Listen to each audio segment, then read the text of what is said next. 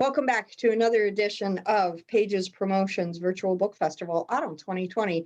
This is a production of Indie Reads TV, and we find our home on CNM TV in Troy, Michigan. We are super, super grateful to them for giving us airtime and really shining a spotlight on indie authors this month. Today, we're going to be talking with Erik Bean and his colleagues about his new children's book, which has a really important message, I think, and we're going to have a conversation about the topic and the foundation that he started, and we're just going to have a lot of fun for the next 30 minutes or so. So, Erik, welcome. Thank you so much for coming. I appreciate your time this afternoon.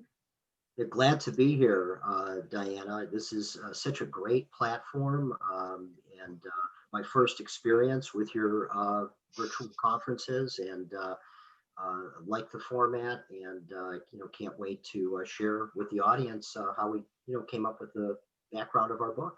Oh, thank you so much. I appreciate your acknowledgement of what we're doing here today. Can you tell us first a little bit of your background, and then we'll get into talking about the book? Sure. Well, I have been working in higher education for about 15 to 20 years.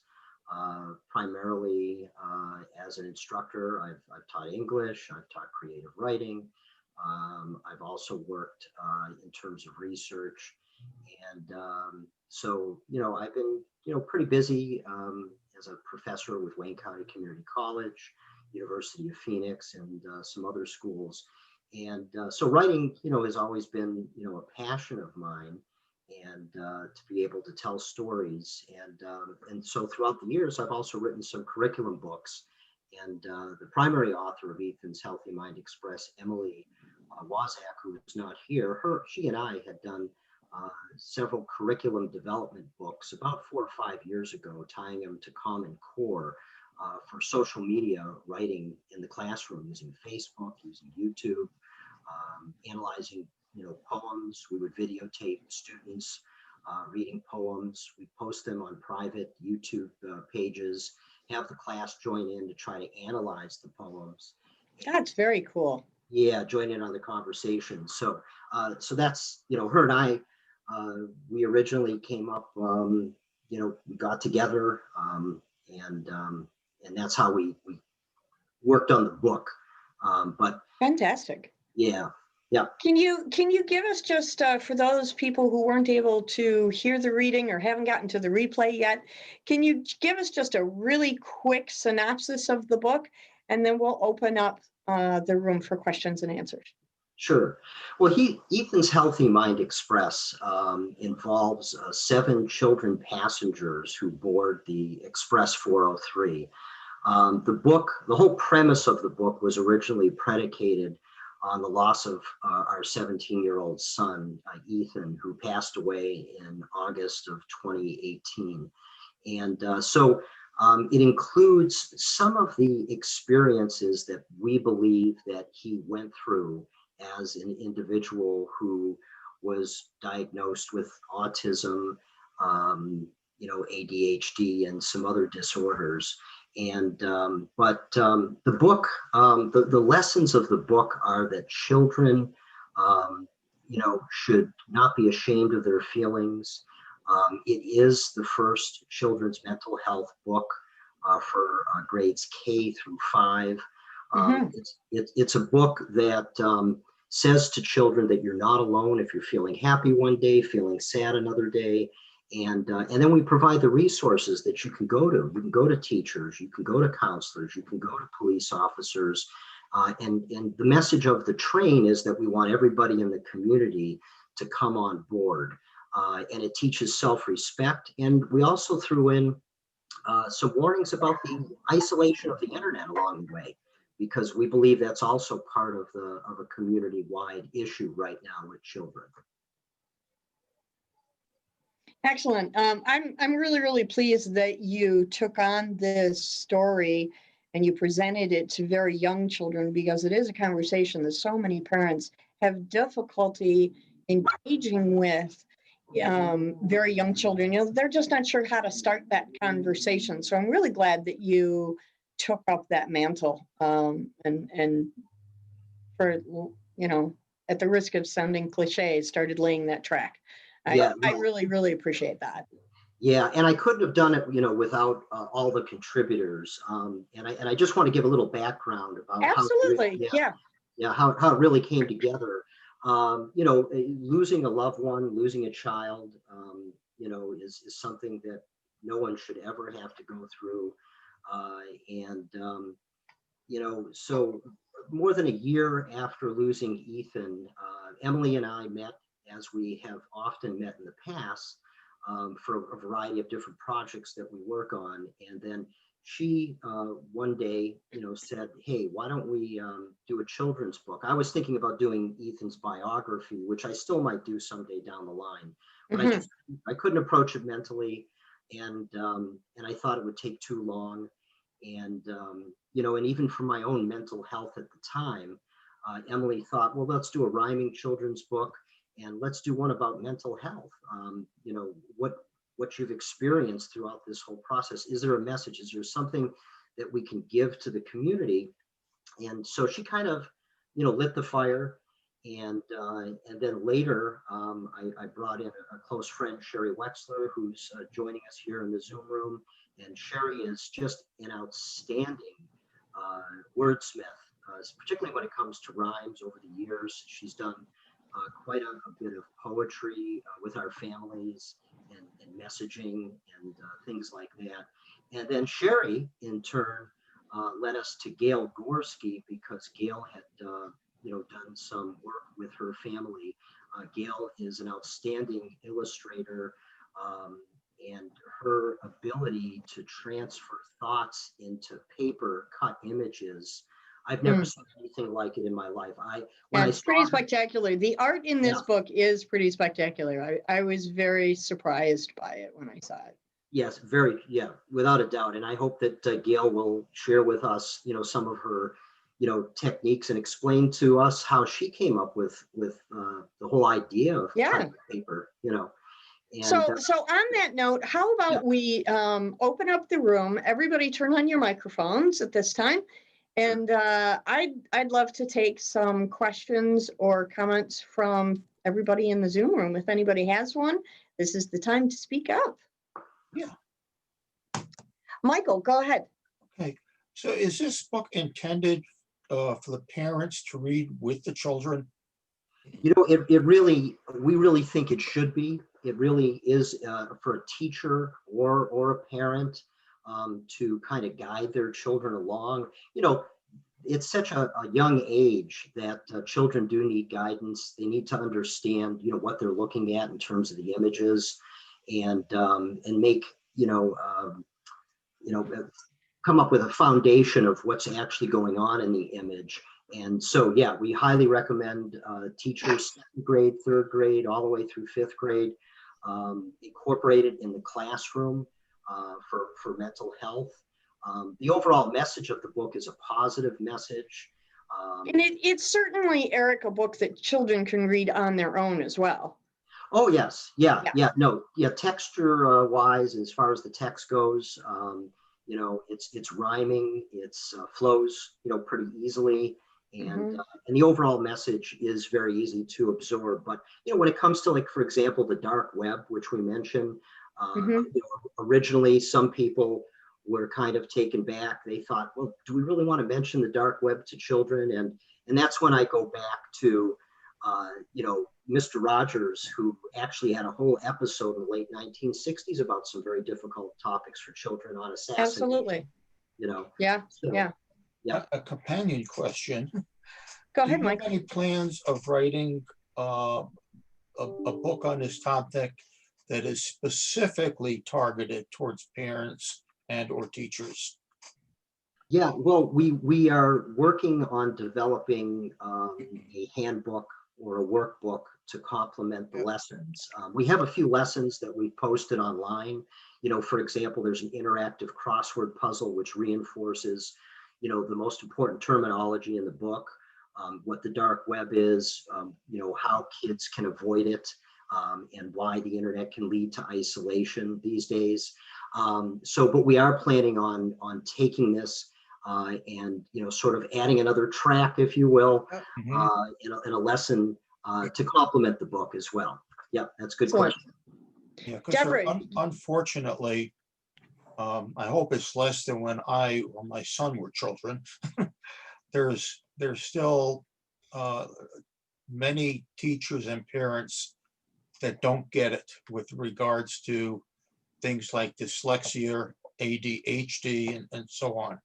Mhm. And yeah, way too quick to look at medicating kids. Yeah. absolutely. Yeah, Yeah. I think we think, in our situation, there are some valid reasons why you would want to medicate, depending upon, each individual, child.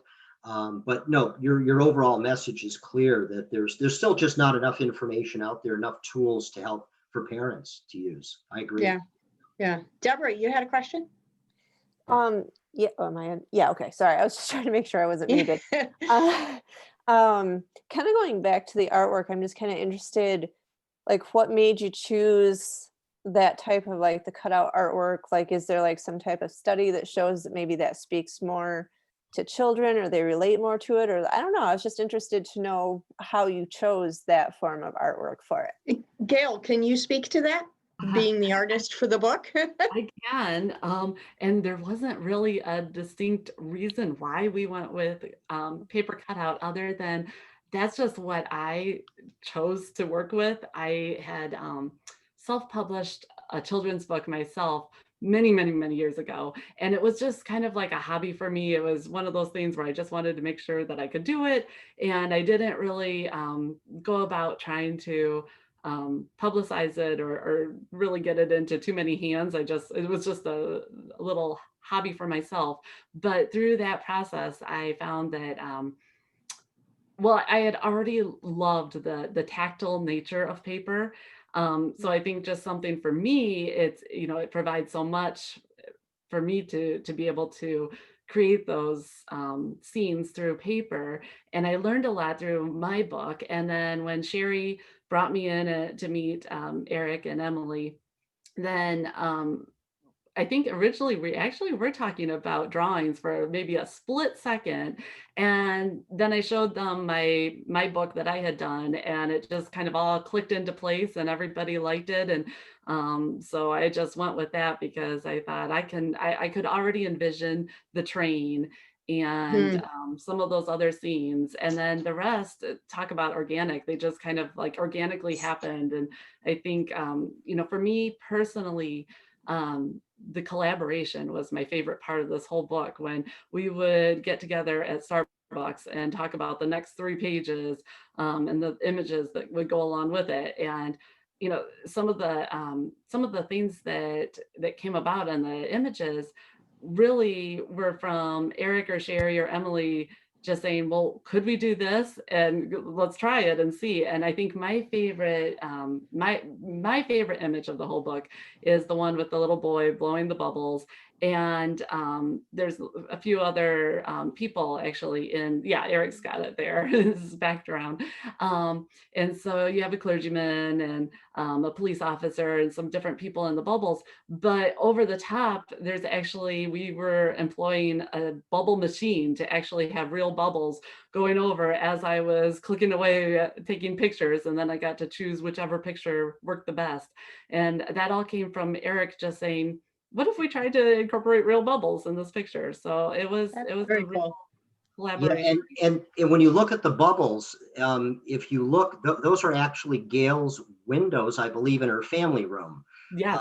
The way that she did it. And here's a picture. If you look at my background, this is a picture of Gail. Here, I'll get a better one here, right there. And you can look at all of the equipment that she has just to Yeah. design each image. I It think really it's is amazing the translation from your art to the printed page, I think was seamless. You get that amazing textural three-dimensional feel every time you turn the page. I was really impressed with that translation. It just came across so beautifully. The Oh, depth of the pictures. Yeah, I mean, like you feel like you could just reach Mhm. out and touch it and you'd be able to feel Yeah. everything they really are incredible. Well, Yeah. thank you. That's definitely one of the main things that I wanted to have happen. And I think that's one of the things that I learned through that first book is that I didn't want to glue everything down so it wasn't just a two-dimensional painting Right. with paper, so to speak. It really did show depth. And it's interesting because Sherry actually told me about this Matisse online course that you could sign up for. And I did it last night, and it was just through this London drawing group, really just an hour long, flexible little learning group that they put on. And I'm sure I learned this before in my art classes, but I had forgotten. But Matisse really liked that depth too. And so I found out that he, throughout his house, he would pin his cutouts onto his wall and throughout the day, he would see how the light played on those shadows. And the Yeah. depth. And so I thought, well, that's kind of neat. Sherry, go ahead. Oh yeah, I said, it's funny. I never asked Gail this question before, but I know it's probably every illustration is different. But about how long would you say it takes you to actually put everything together and create an illustration? Yeah, that's hard. We were trying. We had our deadline, and so we were really pushing ourselves. I'm trying to think back. Definitely some of the more complex images took longer, but I would say, I want to say that I put maybe 10 hours into each image. Wow. That's just off the top of my head though. That might be a little too much. I'm trying to think. So that would I make could believe it. Yeah. Yeah, I want to share just another fun fact, it's just extraordinary. And, it's just when Gail mentioned that she did her first book about 10 years ago, her first character in her book, are you ready for this? His name was Christopher Bean, Bean. So this was Kismet It was Kismet. bringing you together. Yeah. Yeah. It is really very fascinating that there would be that kind of coincidence. I just want to add that one of the reasons I thought of Gail is because her other superhero ability is she's an amazing tutor that my kids were lucky enough to experience. And she really loves kids. And it's another reason why I knew she'd be a perfect fit for this book, because the drawings came from the heart from her. Yeah, And you can tell. it's really been a labor of love because, I loved Ethan. He was a lovable person. And, we wanted to put a lot of love into this endeavor. Absolutely. Are there any other questions from other, Angela, go ahead. Just a comment, Eric, I was going to say, I could see a lot of resources coming out of your story. You mentioned the workbook and teacher's guides, maybe flashcards. I see so much. It's a lot there, and I appreciate that. I don't know if you have somebody you're working with a resource, teacher's resources, but I know someone locally that does that too. She writes teacher's guides. So her name is Deb Gonzalez. She's from around here, local author as well. And Gail, I commend you as an illustrator because the illustrators bring our words to life. They really breathe life into our words. So kudos to you guys working as a team as well, Sherry. Awesome. I appreciate it. Also, that could be a great resource, your friend. Mm-hmm. So if you could pass it along to us somehow. I sure will. You know what? You should all connect through our Facebook page. Okay. Everybody can connect through there. That's Yeah, kind of and why I I'll post created it that. there. I created that as a hub for everybody to connect. So Can you find Okay. one of us on Facebook? Yeah, Okay, perfect. we'll do that. awesome. Appreciate it. Julianne or Kate, do either of you have questions? I mean, I want to give everybody an opportunity here. I guess a question for me would be, what would you say to a parent whose tendency is to want to shield their children from all the bad things going on, especially right now in the world, as opposed to talking to them about it, because obviously, a parent's first instinct is to protect their child. What would you say to parents that are just more in that mode where, no, I just want to put my child in a bubble and protect them, and I don't want them to know that any of these things are going on? Do you mind if I respond to that? No, please do, Sherry. I have a background in clinical social work. And one of the things I think that's a great question, because one of the things I was going to talk about today is, it's easy to make judgments about people and how they parent or about children. But, I really believe that you have to treat every child as an individual. Yeah. It's hard to tell because sometimes a parent does know their child best, even though you may view it as overprotective, for example. And I think really that's the problem. There is no blanket answer to a lot of things. So, unless you know the full situation, it's very hard to know why things come about as they do. So yes, I think as much as possible, it's good to share the reality of things with children, but it also depends on that individual child. And it's more complex than it looks sometimes. That's all. Oh, yeah. Yeah. As a single parent, I can attest to that. Every child is different. Every parenting situation is different. And you really have to, look at the outside in, considering each situation is unique. And I think that's one of the things we're trying to promote in this book is for people to become more empathetic towards what parents are dealing with, because a lot of times what you see is just the tip of the iceberg, and things are often more complex than you realize, kind of thing. Absolutely. And Luba, you had a question? Yeah, no, I thought that was a really good answer, but I just wanted to bring something up that I came across recently on a Netflix documentary called The Social Dilemma, and where they're interviewing a lot of executives from, say, Apple and Google and the other big Facebook, etc., and none of them allow their children to have access to social media. That's very telling. But you know what? They're eventually going to have access, and that's why for me it was so important that we put a message in a very early age that the internet's out there. And my daughter also wants to make it clear that she reminds me, Dad, the internet has a lot of good to it, and I agree. It does. I think the internet is as big as the earth itself, and there's good places and bad places, and and it's just I think we need to have at least that dialogue or plant that seed in a child that because eventually they will be using it, and they've got to be responsible stewards of the information that they find, that they retrieve, and especially eventually vetting the information to know whether or not it's good, it's accurate, because of all these algorithms today. And right. It's we need to make sure children at least are aware of it. So. Absolutely. Eric, I had an interesting thought, and that is this is absolutely a labor of love for you, and it's got a great message, and it's an excellent teaching point. But it also comes from a moment of pain for you as well.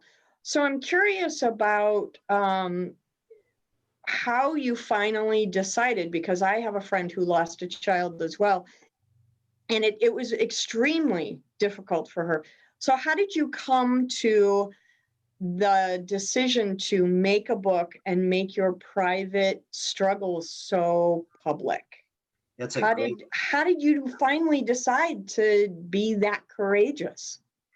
Yeah, well, no, thank you. I mean, and the truth of the matter is, it's just something that I could not have really done by myself, because after losing a child, you're quite vulnerable, and it's I can only say that I'm surrounded by such wonderful friends, such wonderful colleagues. And so as far as deciding to share the story, we knew immediately that I knew immediately that I didn't want Ethan's death, you know, to go unnoticed. I wanted him to, you know, to me, it's really his legacy. His legacy is the book. His legacy is the foundation that we started. And the foundation also has, you know, a bigger purpose. The pandemic certainly, like everything else, you know, slowed us down quite a bit. But the, you know, mental health issues, they don't stop because of the pandemic.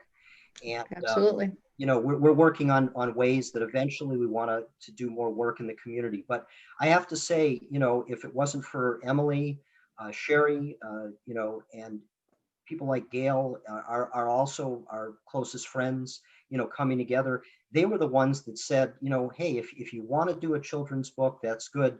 You know, let's at least look at the other children's books that are out there. How can we make our book unique and different? So that, you know, we did do that. For me, because of my background, you know, in writing, you know, writing has always been therapeutic. I think it's therapeutic for a lot of people. But I didn't want to just do it selfishly, you know, for me. I wanted to make sure that Ethan's was sort of carrying the torch and leading the charge on the overall message. And I know that Ethan, you know, in a strange way, I think he would be very proud. He'd be very happy that that we're sharing some difficult things that he went through. Sure.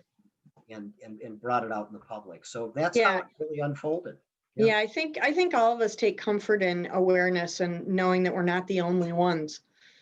You know, and I think that that's one of the other things that your book does, is that it allows children to understand that they're not the only ones. No, It's a book of complete inclusivity, and I really appreciate that. yeah, and to that again, I have to thank Sherry. I have to thank Gail. I have to thank Emily, because it was important for all of us to make sure that that overall message of, you know, inclusivity, you know, came across, you know, without a doubt. Absolutely. We have time for one more question from someone in the Zoom room, if you'd like. Does anyone have a question or a comment they'd like to add? Oh, if I could just make one comment, you know, Sure. I'm really glad she asked, you know, the question about, you know, that parenting style that you know, you had originally asked me. And I think that the bottom line is that that's the point of the book. It's kind of a conversation starter. So any parent who is struggling with, you know, how do I protect my child, or, you know, what's too much protection or too little protection, or how do I address my children's mental health needs in general, that's really one of the goals of the book, is to be a conversation starter between the teacher and students, or between parents and children. Absolutely. It's our hope.